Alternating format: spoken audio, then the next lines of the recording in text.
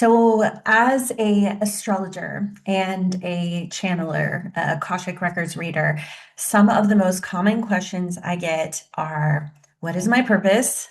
And what are my gifts? So, in this video today, I'm going to be talking about these things. I'm going to be talking about how you can look at asteroids and how these placements can give and reveal a lot of information on what your gifts are. So, if this is something you're curious about, learning more about the deeper essence of yourself, definitely stay tuned. I'm going to show you how you can pull up and look at your astrology chart, and I'll show you where you would put in information for asteroids.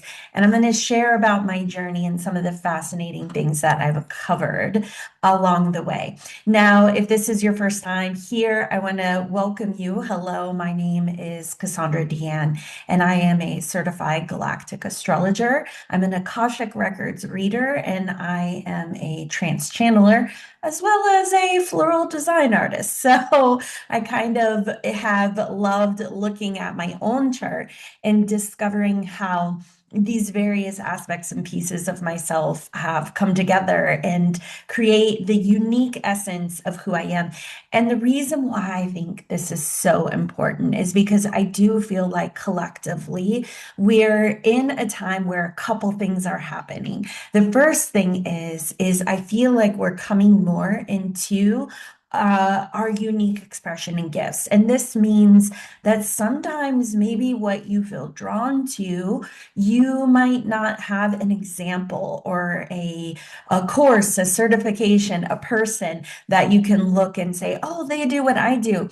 I've had many of my clients say to me things like, well, I'm drawn to energy healing, but I've taken Reiki courses, but my guides keep telling me what I'm doing is different, or intuitives that are expressing in unique ways that are healing and just incredible in their own very personalized expression. And I look at this as what is coming up is our fullest essence. Everything that we've been not only on this life, but many lives is coming together and is expressing in the most authentic, fullest way possible. And that does mean sometimes, though, it stirs up question, doubt within us. Am I misunderstanding? Am I crazy? What's going on? But I think so many of us are going on journeys where these things are being pulled, to us spiritually. They're saying, yes, express them, do them, say them, be them. And so the other thing is I think that where we are evolving and growing is that we are coming to a place in which we're going to be harmonizing even more the human experience and the spiritual experience. So, what I mean by this is we've been used to healing ourselves, evolving, growing, going to a spiritual guru, having, some sort of mentor. There's been this conversation of ascension and rising, and this is where we're going. And what I personally feel and what resonates for me is that what is actually happening is we have been evolving and growing, but we've reached a place in our vibrational frequency in which what is the abnormal will become the normal. And this is actually language I've received through some of my trance channeling, where it's been said that things that seem like the black sheep or the unusual or on the outskirts will become more common and more a part of your lived reality experience. And those that may not choose a journey that those things resonate with, they are going to feel more on the outskirts. So it will feel as if the roles were switched. So it's not going to be so much about finding a guru, studying spirituality, looking externally for validation. How many times, I mean, just the fact that people say, what are my gifts? Like, it's going to become something where we're going to know and not see it see it more as individualized, like, oh, well, this is who I am. This is a part of me. This is an aspect of me. This is what brings me joy. And it will feel less, unusual, I feel, as we years down the line continue this path of evolution. It's my personal opinion, we're not ascending, that it is more we are raising our vibrational frequency and becoming more into our experienced reality as our fullness. That is my perspective. I feel as if we were meant to go somewhere, we would not have incarnated in the first place. But that's my personal perspective. See how that feels for you. Okay, so that said, let's talk about now the asteroids, because I think this is for those that feel like they're not sure or looking for something that says, maybe I do have this thing, maybe I do have this gift. I want to give you a tool to explore deeper if you feel called.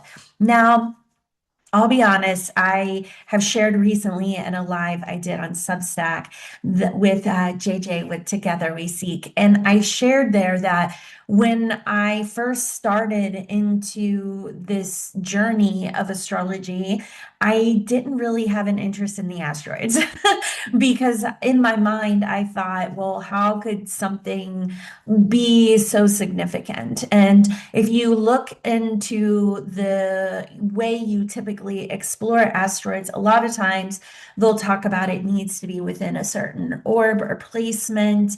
And there's a lot of language that suggests, oh, well, yeah, you can look at this, but it might not really have that much of an impact. But what has happened is I have found a few things in my own chart. For example, it started with I've always felt drawn to ancient Sumer. And it's interesting because even in Akashic records, when people read me, they attach Sumer in some way. And so I found that there was an asteroid to notate a connection to ancient Sumer. And sure enough, it is right there on my sun sign, like right next to it. Very, very, very close orb. I think if I'm remembering correctly, it's like around 1 degree orb or less than 1 degree orb. But basically, it was like, oh, yeah, not only am I excited about this, but with it connected to my sun, it says, this is also a part of who you are. This is a part of your family. This is a part of your essence, your soul's journey. And that has been shown over and over through various past lives that that is very accurate. So that was kind of the first little thing that sparked my interest. Oh, well, I wonder what else, could be there. And so over time, I've studied it in my own chart. I've studied it in my clients' charts. I've recorded a video here that talks about Atlantis and how you can look at asteroids, and they have a very relevant role in notating if you've had past lives in Atlantis. And I just have expanded this interest to now I've been studying over 100 different asteroids. And so I'm excited to share more about that with you. So first, I want to pull up my chart and give you a example of how you can find things for yourself. Now, in this particular conversation, I can't focus on all of the asteroids, but I'm going to talk about a few in my own chart and show you examples and how it influences and plays out my interests and my experiences and my journey. And I'm hoping that it inspires some curiosity with you as well. Now, in this video, I'm going to be looking at the asteroid Midas, Tanith, Hathor, and Fortuna. And so I'm going to show you where you, if you are curious about these as well, can pull these up in your chart. Generally speaking, I'll tell you a little bit about what these asteroids are. So Midas is, you can look at it as like the Midas touch. So when you're looking at your gifts or talents, this is one of the asteroids you can look into, and it could suggest that when you are being your fullest, your essence, when you are applying yourself authentically, that whatever you touch turns to gold, but there's that story there of not getting fixated on the gold in and of itself, but to appreciate the authentic innocence of the journey by that following what lights you up. I think in the I Ching, there's a hexagram 14 in human design, also 14. This can be a strong indicator that there is also an essence of the ability to create or generate wealth, but it's only through, in the I Ching, they call it filling the wagon with gold, but it's like the wagon gets filled with gold when you're not trying to fill the wagon with gold, and I feel this asteroid, Midas, has an energy archetype that reminds me of that sort of quality.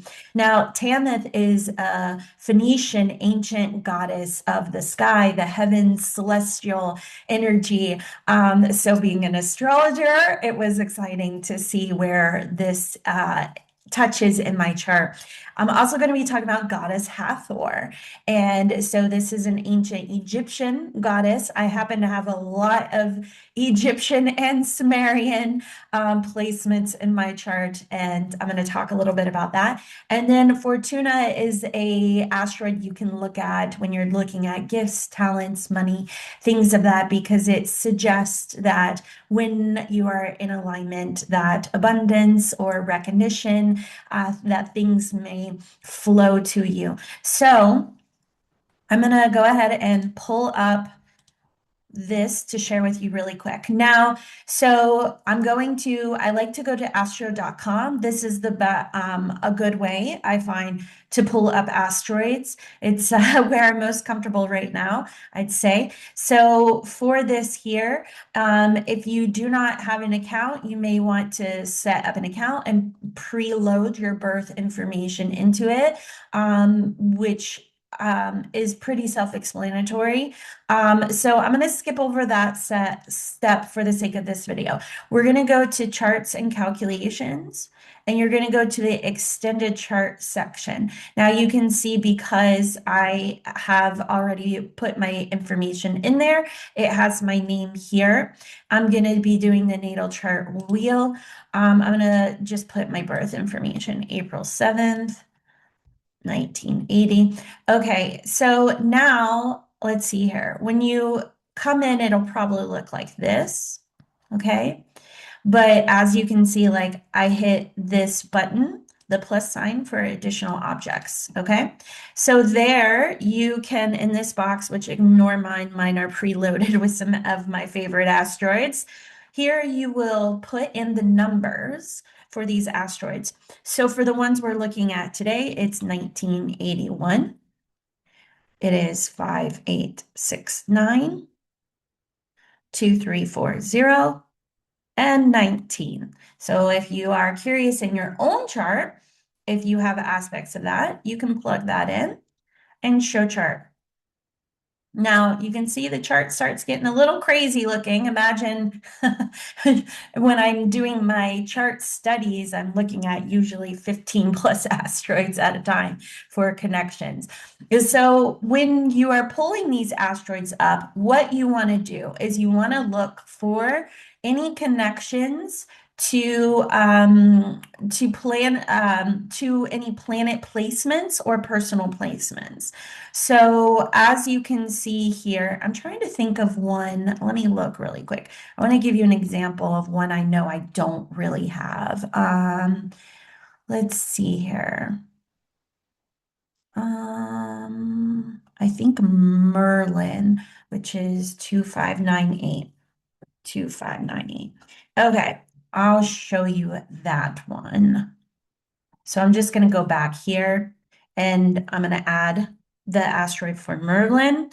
So if you're interested in Merlin, you can look this up too. That's 2598. Okay, so you can see here I have Merlin. He's kind of just hanging out on his own, Depending on other aspects, this is where astrology is wonderful, but I love that I'm an Akashic Records reader because I'll be honest with you, I have found that even though you might not have strong asteroid placements towards a particular planet, that can equally, though, tie to aspects. Like, actually, if you can see here, Merlin is direct opposite to all of this energy I have here in my 11th house. And so I will be honest, Merlin has been a guide and an energy that's worked with me. I've actually channeled him, but keeping things simplistic, you can see here when you're pulling these up, you just want to start from the basics, the beginning, to see what uncovers. So for this, in this case, you can see Merlin is not conjunct any of my planets. So for example, here I have Mercury, but it's way over here. It's not anywhere close. So I'm going to go ahead and take Merlin out. Sorry, Merlin. We're not going to talk about you today. Okay. Now, for the asteroids I do have, here you can see Hathor. And let me see if I can blow this up a little bit.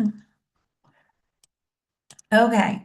Hathor, you can see I have this at 4 degrees and Venus is 4 degrees. Now, why I want to talk about this one is as I am a Libra rising, Venus is my chart ruler, which means Venus plays a very important role. So when you have an asteroid on the exact degree almost of your chart leader, that is a significant thing to look at. You would definitely want to pay attention to that.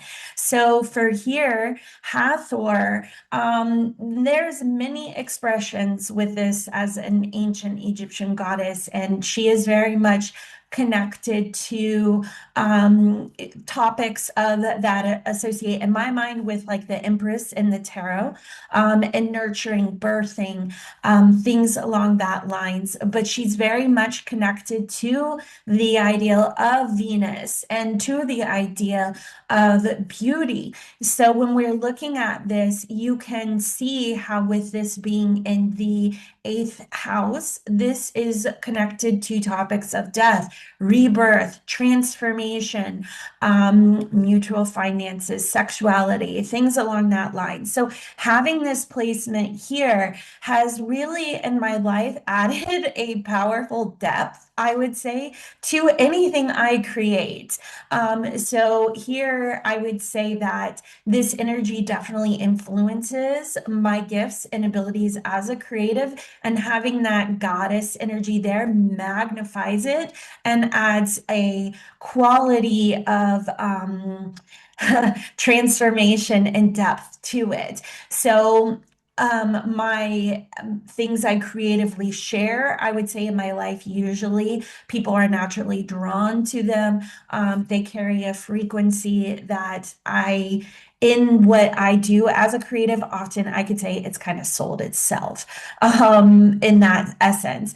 And so that is, I think, plays a big role in my creative expression. Now, I want to share really quick. I'm going to change my screen again. I have decided with this passion of mine to offer an in-depth chart study for those who are interested in it. This is something I'm offering for a very limited time. So I did a video on Substack yesterday. I shared that this will be offered for about 48 hours. So for you, because I've actually added more things to this offering, I'm going to say from this time on, that I'm restarting the 48 hours because this is just something I'm really passionate about. So what I want to show you is the offering I have. I'm looking at over 100 different asteroids in your personal chart. I'm looking for patterns. I'm going to stop sharing my screen for a second. I'm looking for patterns. I'm looking for gifts. I'm looking for the things we're talking about here today. I'm looking at where your past lives are. So in this study, you will have a summary breakdown of these aspects and how they're influencing you. You can see, I'm gonna share my screen again. Let's see here. I feel like I'm toggling all of these things here. Share screen.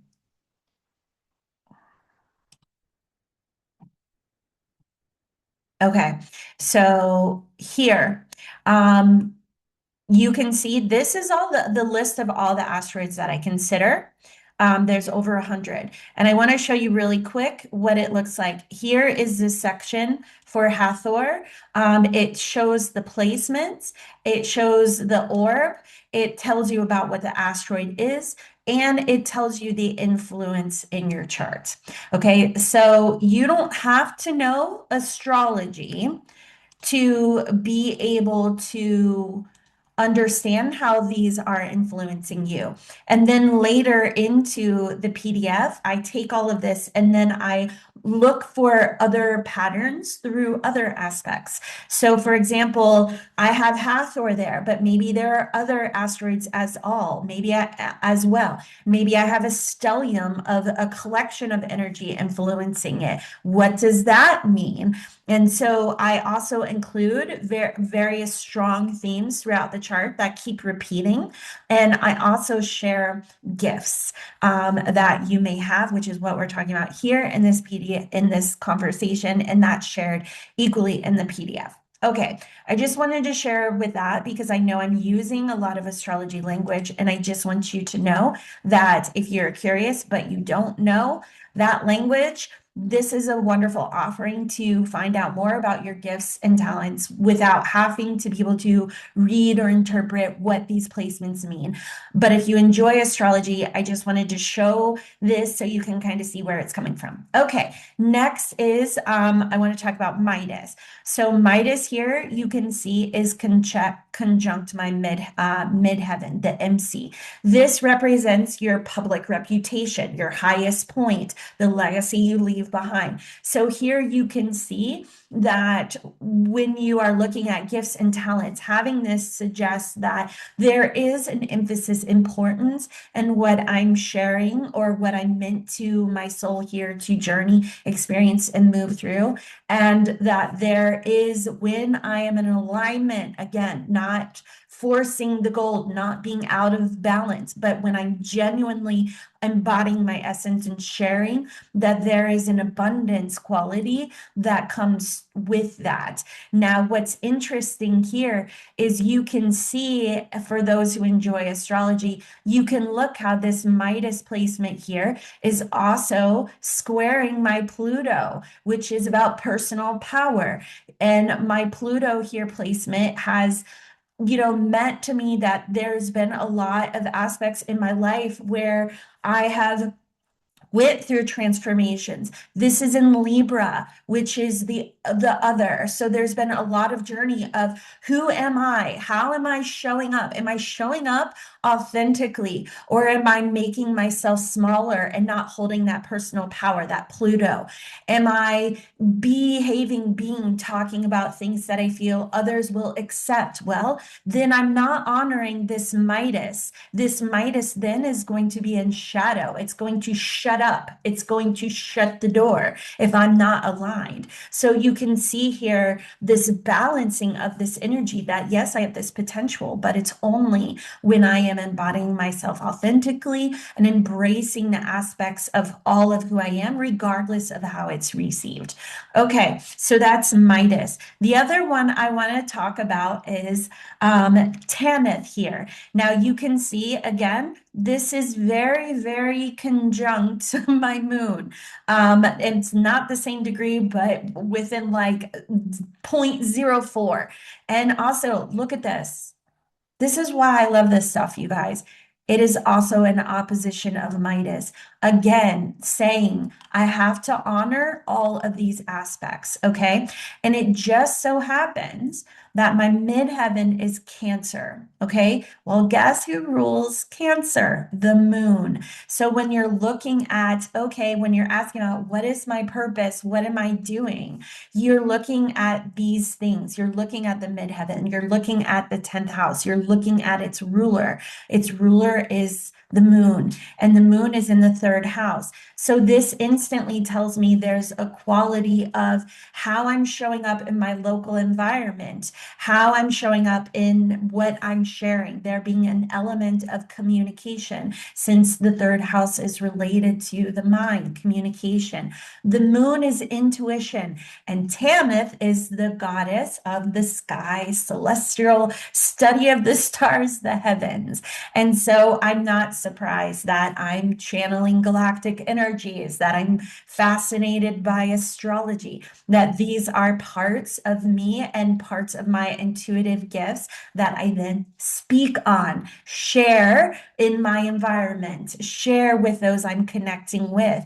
And that when I'm honoring this part, which has been a journey, it has been a journey. It has not been comfortable being public as a trans channeler, as a channeler. It is not always comfortable talking about galactic topics that people like to see as some sort of fringe, sci-fi psychosis, if I'm being honest. But my gift and ability is being able to see the interwoven depths of how it's influencing now. And that's the other thing is normally the moon rules the fourth house, roots, foundation. This is not things, my passion is it's not things outside of myself. It's things that when I recognize my soul's journey, I see it mirrored in my experiences now. So it's not about, some off topic thing. It's influences understanding my gifts, my ability now. And so embodying this, getting comfortable with this. I even went out on the beach and put a sign that says, come talk to me, come get intuitive guidance. And then I stretched myself even further and said, come talk to me about star seeds, disclosures, and aliens, because I'm trying to recognize, can I show up as myself wholly in all aspects of my life? So when you're talking about gifts and talents, there's another layer to that, because yes, a chart can tell you you're gifted about it, but what are you using? How are you using that affirmation? Are you applying it? Okay.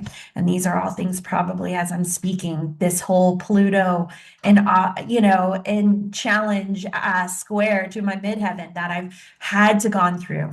And then the last one is for Fortuna. And Fortuna here is in this beautiful cluster of my Mars and my North Node.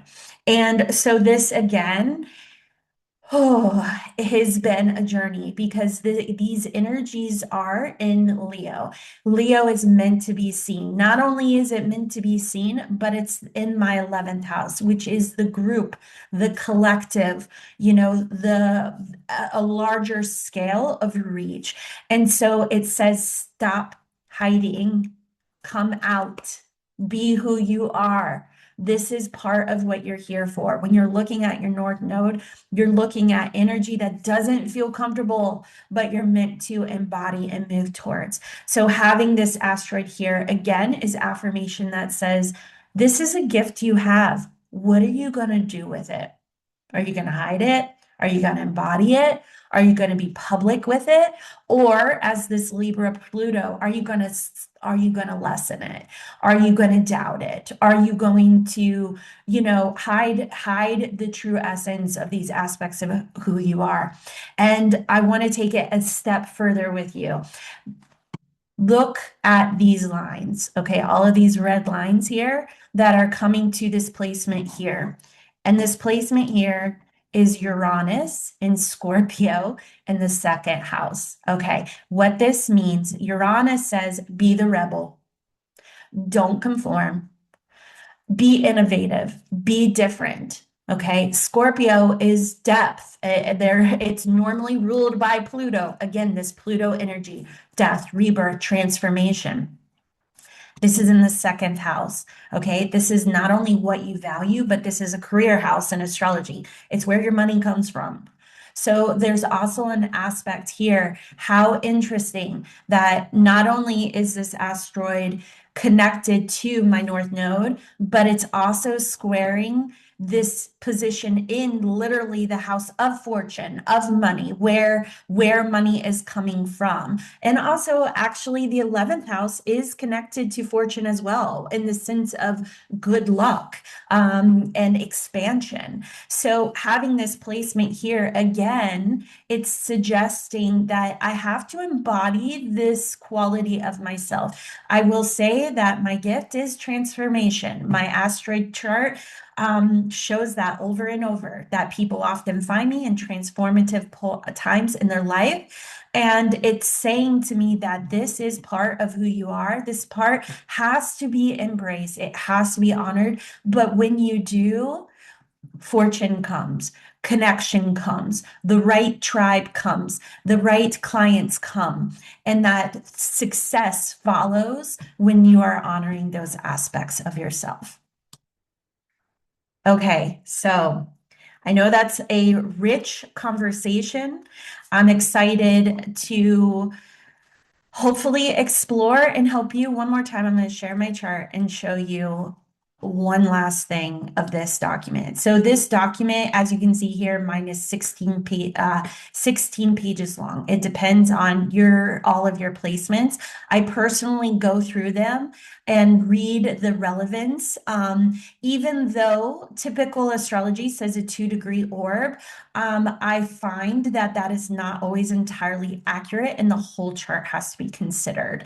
So this is a lengthy process of looking at over 100 asteroids to see how that affects or influences you. It then lists your challenges, themes in your life that will continue to circle around until you embody, embrace it. It looks and shares your possible past lives. As you can see here, I have lots of ancient Egyptian placements. It's very strong. So it lists the different asteroids, where that's coming from. And then lastly, possible gifts and talents. And of course, here we have channeling, transmission, intuitive and psychic perception, creative. It goes through and shares galactic cosmic awareness in my chart is another one. So it shares where your gifts and your abilities and talents may lie. So this is an invaluable resource. I'm so excited to change. I've done this for many people now, and I had the opportunity to firsthand witness with my partner, Beckett. I'll tag his channel so you can check his work out. He's so talented. But I've had an opportunity firsthand to witness how his own study unlocked so much suddenly shift. We're not talking about gradual unfolding. We're talking about sudden breakthroughs, but that's all that Plutonian energy that I carry with my chart ruler in the eighth house and Pluto and, like I just shared with you, Scorpio. So I watched firsthand. I remember when I read his chart, his eyes were just like bugged out. He was like, trying to absorb it all. But it was like piece by piece, things started to shift, transformation, unlock. And it brought so much clarity and sudden change in his life to how he shows up, how he connects, how he shares. And so this is something that it has a lot of value that can be reflected on. So I'm just sharing because I'm excited.